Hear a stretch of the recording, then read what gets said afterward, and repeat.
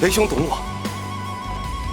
先前我本是要去那三蛇岛捕蛇，可如今我却觉得，即便不去，这趟也赚翻了。此话何解？只因认识你们这群少年，你们剑海辽远，就心生豪迈；剑花盛开，不掩心中喜悦。前路有险，却不知所谓；友友在旁，就像醉酒高歌。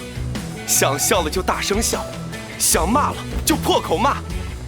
人间道理万卷书，只求随心，随性行。同道中人呐。